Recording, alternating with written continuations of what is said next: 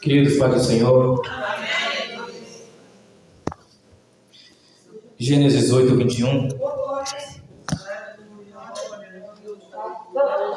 Quero externar minha gratidão a dirigentes e a Maria Zenita pela confiança. Louvo a Deus pela vida da congregação local, os grupos, os jovens que aqui estão. Grande foi, abençoada foi a nossa missão lá em Tiúba, naquele povoado. Almas foram salvas. Claro que seta não faltou, mas também bênçãos não faltaram. Senhor do Bom Fim também a obra foi feita e o laço se quebrou.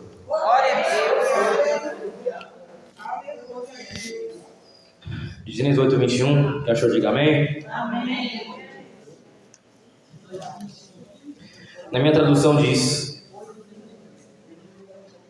o Senhor sentiu o aroma agradável e disse a si mesmo: nunca mais amaldiçoarei a terra por causa do homem, pois o seu coração é inteiramente inclinado para o mal desde a infância, e nunca mais destruirei todos os seres vivos como fiz desta vez. Pode assentar, queridos. O tema da campanha foi em Jó 1, verso 5, se não me falha a memória, submetido ao tema a ira de Deus e a punição universal. Queridos, quero falar com vocês sobre o texto de Gênesis, que Gênesis em hebraico, Bereshit, no princípio significa. Esse livro nos permite ver o início da grande variedade e realidade que moldam a nossa existência diária, como a criação da nossa existência, do universo, do planeta Terra, as origens da vida vegetal e animal, do ser humano, do casamento, das famílias, das nações, da indústria, da expressão artística, do ritual religioso, da profecia, do pecado, da lei, do crime, do conflito e da punição e da morte. Eu tenho uma notícia para você: Deus está irado. E não é de hoje, mas já vem de muito tempo. E aqui vamos discutir o porquê que ele está irado. Eu adoro ver Deus irado, porque que o seu justiça se manifesta, e eu adoro ver Deus agindo. A gente vai ter que voltar um pouco antes, em Gênesis 6, 3, onde Deus, com o seu servo Noé, projeta um plano de salvação para o mundo. Há corrupção. Em Gênesis 6, 3, nós vemos que a maldade tem se espalhado, a corrupção tomou conta da humanidade em pequenos detalhes, até nos animais. Para você ver o nível. Grande era a maldade, o assassinato, o roubo, o tráfico, a prostituição, a promiscuidade, a libertinagem. A libertinagem é um ato de abuso da liberdade própria que Deus deu a você, tanto ministerial, quanto congregacional, tanto espiritual, quanto pessoal. Quanto de nós hoje no ministério, e muitas pessoas até fora, têm abusado dessa liberdade. Os líderes impõem uma liberdade e alguns tentam passar da liberdade e abusam disso, sendo feito uma libertinagem, trazendo a anticomunhão para dentro de todos nós. O abuso da liberdade não deve ser feito. E como? Obedecendo os líderes. E já que estamos falando de pais e filhos no tema desse mês, a obediência com os pais. É aí que a libertinagem não vai entrar. Se houver oração, se houver comunhão, se houver união, se houver obediência espiritual e congregacional e ministerial e divinal. Em meio a isso tudo, Deus sempre levanta os diferenciados, os separados, os congregados que se diferenciam dos desigrejados, os espirituais que se separam dos carnais. os espirituais que se separam dos seculares, os que entendem as coisas de Deus, os que abrem a Bíblia, os que abrem a boca, os que vêm em comunhão com os irmãos, com a igreja, com os líderes, com os pais, com os mandamentos da Bíblia. Esses a separação, e Noé era alguém diferenciado, era alguém separado. Vou repetir, Deus sempre levanta os diferenciados em meio a uma corrupção, tanto corrupção espiritual, tanto corrupção ministerial, pessoal e onde for. Deus sempre levanta os diferenciados.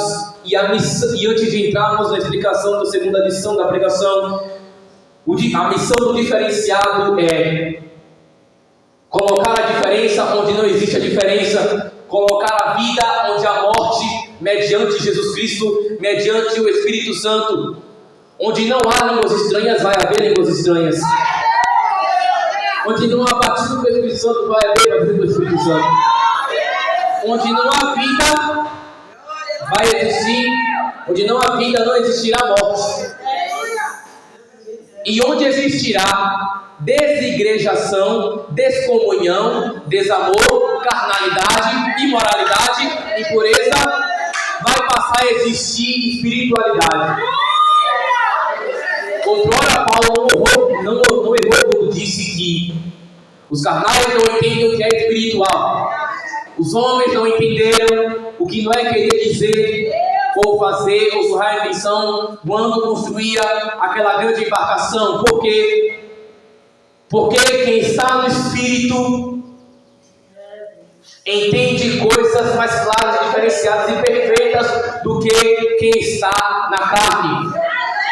E muitas das vezes nós, espirituais, pentecostais, reformadores, acabamos sendo mal interpretados porque somos muito vistos por pessoas carnais e não nos entendem. E antes que eu chegue lá, eu vou trazer uma prega de que os homens, por causa disso, zombaram de Noé. E Noé não se rebaixou a humilhá-los também. Os homens diziam: Noé, você está louco, embriagado. Para onde é que você vai? Aqui nunca houve chuva. O que é que você quer dizer com isso? Você está louco? O que foi dito em Atos 2 pelos homens que estavam fora da casa? Aqueles homens estão loucos, estão embriagados, falam em outras línguas, não estou entendendo. Que gritaria é essa de glória a Deus e aleluia? Eu não entendo, porque eu sou carnal.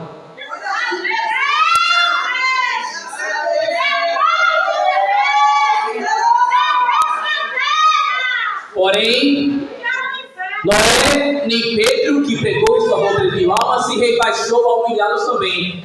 Vocês não carnais, então caiam fora daqui. Noé também não disse: ué, você também não sabe que não cai fora daqui, quem vai ser salvo sou eu. Negativo, ficou em silêncio. Não se rebaixe a discutir com um desigrejado. Não se rebaixe a discutir com alguém carnal. Não se rebaixe a alguém que não está no mesmo nível de interpretação espiritual que você. Não se rebaixe. Noé, homem justo. Capítulo 6, verso 8. Homem justo, limpo, santo, com princípios. Provérbios 1:7. Grato a Deus e sua família tinham o mesmo credo. O plano da salvação. Capítulo 6, verso 13. Deus, em sua total perfeita sabedoria e onisciência, manda Noé construir, produzir uma embarcação, uma espécie de proteção que protegesse ele e sua família, os animais e quem mais cresce. Por que quem mais cresce? Por quê? Porque assim como o sacrifício de Cristo, a arca também era um projeto de salvação universal para todos. Todos naquela época ouviam falar de Noé de embarcação, um homem louco na comunidade, na sociedade, não é verdade? Mas a intenção era geral, universal. Quem acreditasse seria salvo, quem não acreditasse seria condenado. A mesma coisa é Jesus Cristo. Jesus veio para os seus e os seus não receberam. Porém, pessoas também o aceitaram e o seguiam. Os 12, os 72 discípulos que Jesus enviou no outro capítulo, e os seus irmãos, parentes familiares, e até judeus convertidos do judaísmo religioso se converteram ao cristianismo. É tanto que em Atos dos Apóstolos, Atos do Espírito Santo através dos apóstolos, grande é o feito do Espírito Santo através dos que acreditaram e creram na missão de Jesus. E Deus amou tanto Noé e a sua família, sua dedicação e honra ao Senhor e santificação, que aí Deus prepara eles para serem salvos. Deus se preocupa com as pessoas que o obedecem, o amam, o renunciam acima de tudo. Renúncia é uma palavra muito forte, a qual a maioria da juventude não tem entendido, porque minha geração fala que prega o evangelho em rede social, mas chega na rede social da pessoa que você vê um biquinho, um rego dos seios, foto sensual, de cria, sinalzinho, fala que prega o evangelho, mas a rede social sensualiza, escandaliza. Quem envergonha o nome de Cristo publicamente merece ser exortado publicamente. Renúncia, salvação, arrependimento, santidade é uma coisa que merece ser pregada. Os milagres de Jesus, maravilha. Ele curando o cego, maravilha. Ele pegando lodos, curando a pessoa, maravilha. Coxo andando, maravilha. Andando sobre o mar, maravilha. Mas quando você vê a pregação de Jesus, ao invés de te consolar, te perturba. Porque o próprio Verbo encarnado ensinou sobre santidade e renúncia. Enquanto pregadores antibíblicos não abrem Bíblia, fecham a Bíblia, vamos voar. Não, eu não quero voar, eu quero ler a Bíblia. Eu não quero revelação de CPF, eu quero a palavra de Deus. Eu não quero versículo isolado do Velho Testamento para propagar bênção e prosperidade. Eu quero palavra, eu quero pregação, eu quero poder de Deus. Quem quer poder de Deus hoje?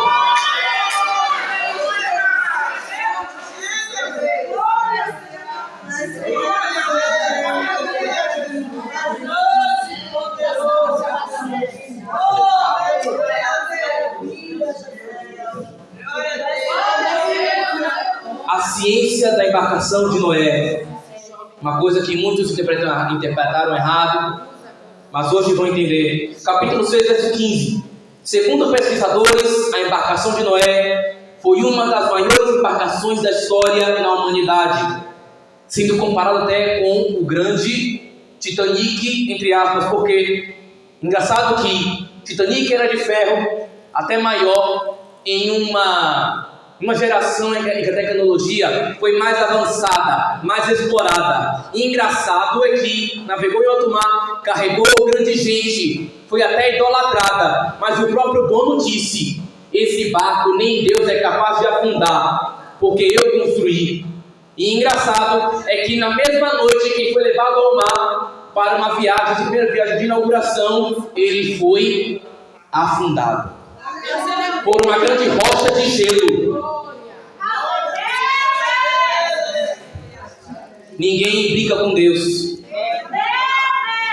Aqueles homens que zombaram do servo de Deus, Noé, se quebraram. Deus os matou. Ninguém brinca com Deus.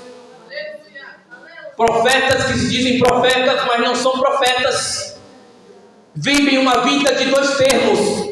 É uma coisa aqui, mas em casa é outra.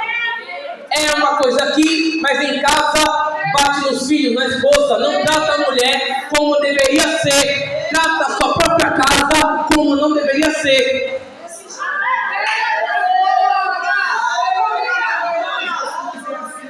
Ele só é profeta com um microfone na mão. Mas quando chega em casa não tem unção. Por quê? Porque não tem vida com Deus. Quem não tem vida com Deus não tem intimidade. Então microfone, altar, palavra de Deus, Bíblia, igreja também não é só lugar de fala.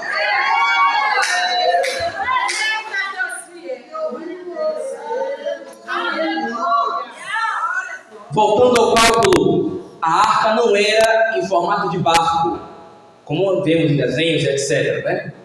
Ficção, mas em formato de uma arca igual a Arca da Aliança. Perceba aqui, perdão, eu vou usar aqui, a Arca da Aliança, mais ou menos isso aqui. Quem já viu a Arca da Aliança em alguns mapas mentais do Google sabe o que eu estou falando, mais ou menos assim, a mesma coisa era a Arca de Noé. E quando você pesquisa no Google o significado de o termo arca, ele vai dizer que é um baú, uma caixa fechada com tampa, e era basicamente isso, porque percebam, se a arca fosse o que ela realmente deveria ser, em formato de barquinho, ela viraria. Não foi um dilúvio local, não foi um dilúvio regional, foi um dilúvio universal. O mundo pré-diluviano é uma coisa que ninguém de nós vimos. O mundo pré-diluviano era uma coisa totalmente diferenciada. Não tinha clima, não tinha chuva. E em volta da terra tinha uma camada de ar comprimida, que não tem hoje. Por quê? Porque o dilúvio foi rasgado. Ou seja, nós vivemos em um mundo pós-diluviano. E mais tarde vamos passar a viver em um novo mundo.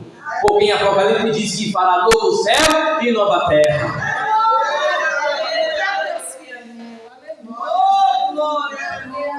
E ele tinha apenas uma janela, porque provavelmente se Noé tivesse feito várias janelas, ou até Deus tivesse dado a autoridade para ele fechar a porta da arca, provavelmente em meio aos gritos de desespero, terror, ele iria abrir. Mesmo Noé vendo total maldade, todo mundo se prostituindo, caindo em carnalidade, o seu emocional, o seu lado humano, o seu lado espiritual iria gritar: Senhor, não vou deixar do que está lá fora, teria que ajudá-los. Mas o Senhor diz: não, a pena é minha, a lei é minha, o crime é meu, a punição é minha, a justiça é minha, pertence a mim pertence a vingança, diz o Senhor.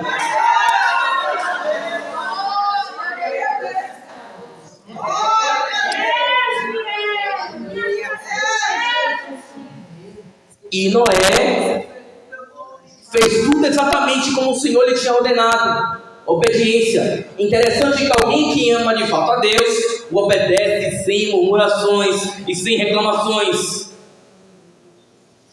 Muitas pessoas não sabem o que é amar a Deus. Amar a Deus não é impor santificação onde não há. Amar a Deus é: Senhor, eu estou com vontade, mas não vou fazer, porque eu te amo. Senhor, minha carne grita para isso, mas eu não vou. Por quê? Porque eu amo ao Senhor. Meu alvo é o céu. Quem ama de fato nega a carne. A destruição. Todos os animais vieram a Noé. Não existe essa fantasia de gibi dizer que Noé veio, todo mundo trouxe, não. Todos os animais vieram a Noé. Deus, quando manda, garante. E entraram junto com ele 2 de cada espécie, um casal. Não foi ninguém divorciado, não foi ninguém separado, não foi ninguém sozinho. Foi os dois lado a lado, tanto o lado humano quanto o lado animal. O matrimônio já era algo inicial no Gênesis. Por quê? Porque Deus ama o matrimônio. Porém, Deus odeia divórcio, prostituição. Deus odeia, abomina. Bendito é o nome daquele que pode todas. O convite também foi a todos, mas ninguém deu valor à pregação de Noé. E quantos hoje não dão valor às pregações? Quando eu falo pregações, digo quando alguém abre a Bíblia nas cartas ou nas pregações de Jesus e prega sobre arrependimento, a salvação. Muitos não querem dar créditos aos profetas. Deus avisa, não dá crédito. Fala 1, 2 vezes, 3 vezes, não dá crédito. Quem não dá crédito morre, tanto espiritualmente, tanto fisicamente. Verso 11. Todas as fontes do abismo se abriram, as grandes profundezas e as comportas do céu se abriram. São termos que hoje, no fenômeno natural da terra, não vemos mais isso. Por quê? aconteceu somente no mundo pré-diluviano. Quando ele fala com porta do céu, quer dizer, mais ou menos metaforicamente, como fosse as lágrimas de Deus caindo sobre a terra, e o fonte abismo, as grandes profundezas. Quando alguém chega no seu quintal, cavando água para baixo e dá água, pronto, é a fonte do abismo. Grandes fontes foram abertas, e com fúria, com justiça, com rapidez, porque ao mesmo tempo que o dilúvio era vindo, é ao mesmo tempo que a carnificina era espalhada. Deus está trabalhando e tem pessoas ainda desacreditando. Versos 17 e 18, o resultado de uma corrupção através do pecado. O que diz 17? Vamos ver. Eis que vou trazer água sobre a terra, para destruir debaixo do céu toda criatura que tem fôlego de vida. 23, olha o que diz. O que diz 23? Perdão, versículo anterior. Será igual no dia do juízo. Deus vai aniquilar. O seu filho retornará para buscar a igreja. Ou também vai buscar o povo dentro de um povo. Porque há muitos que se dizem povo de Deus, mas está com a vida de dois termos. Então, Deus vai buscar um povo dentro de um povo. O povo religioso, dentro do povo religioso, tem o povo espiritual. Nesse grande dia, Jesus, o Filho de Deus, vai aniquilar toda a carnificina, e juntos adoraremos o Pai em espírito e em verdade para todo sempre, onde não haverá mais morte, nem choro, nem dor, nem preocupações, nem murmuração, nem falsa profecia, nem falsa oração, nem falso nada.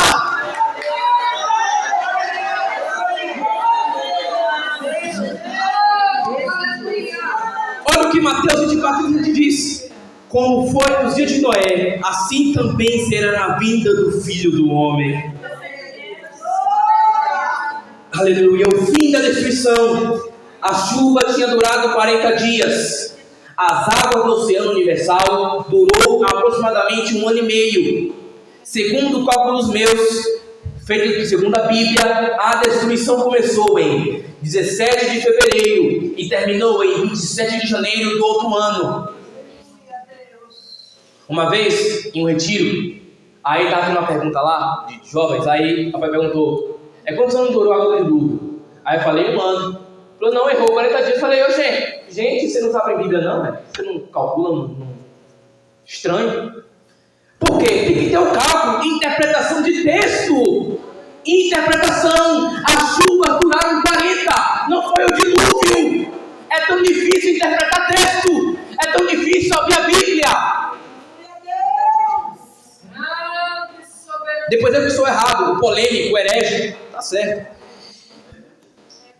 Então a arca em Ararat até hoje está lá. É tanto que Deus prova a sua realidade, sua existência. Nada de Deus é ficcional, tudo de Deus é real. Há monumentos do Velho Testamento que até hoje estão em vida lá, mesmo em pó, mas estão lá. Mesma coisa é a arca. Se vocês abrirem no Google Maps a arca de Noé na Turquia, Ararat, vocês vão ver que está lá o mesmo formato.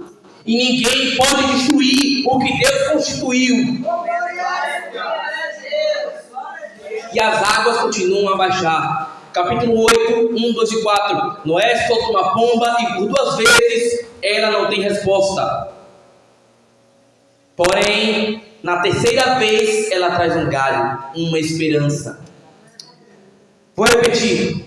Às vezes o crente tem por vários sinais de falta de esperança, não tem resposta, não tem resultado, não tem solução, as orações não sendo ouvidas, mas depois, quando com esforço, tem resposta, tem solução, tem esperança, tem galhos de oliveira sendo restituídos e trazidos por pombas brancas. É engraçado que o Espírito Santo é comparado como uma pomba. Então, nesta manhã, tem pombas com galhos de oliveira sendo trazidos para a tua casa. Galhos de esperança, galhos de fé, galhos de dom novo. Quem deixou de praticar os dons será avivado hoje. Quem deixou de falar em línguas será falado hoje. Quem apagou o dom por falta de vida com Deus será restituído hoje.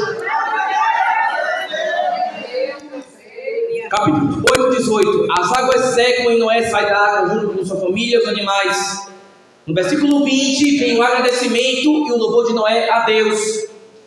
No 8, 21, Deus encerra a história com uma promessa. Qual é? Não tornarei a destruir mais a terra com água, nem com fogo. E aí ele coloca o sinal no céu como arco-íris. Muitos gnósticos e falsas pessoas, e até ateus, falam que arco-íris tem algo a ver com mitologia, etc. Universo, nada a ver, porque mais uma vez, o que Deus construiu, ninguém perturba, ninguém destrói. Não vem para cá com história de gibi, com história de conversinha, de livro, de abertura de universo, de mitologia, porque não tem. Tudo é de Deus e pertence a Ele.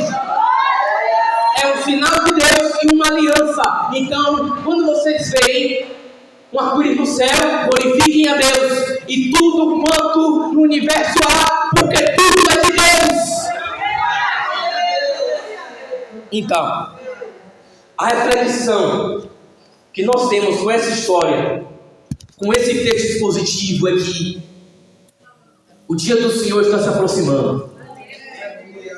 Muitos têm se entregado à impureza, à imoralidade, ainda até dentro de nós, no meio de nós e até fora de nós. Nossa missão com essas pessoas é trazer à igreja os desigrejados, trazer a comunhão, a santidade quem está fora dela. Nossa missão é essa, não é acusar, não é pisotear, não é apedrejar, não é perseguir, não é bater em cima, não é desacolher, é acolher, trazer à tona a verdade, a palavra de Deus, porque a fé vem pelo ouvir, e assim vem a atitude que nos torna perfeitos diante de Deus a cada dia. Não vamos estender mais, agradeço a todos pelo ouvir a palavra de Deus, muito obrigado, o tempo já se estendeu, peço perdão, e amém, a Senhora de oportunidade, em nome de Jesus.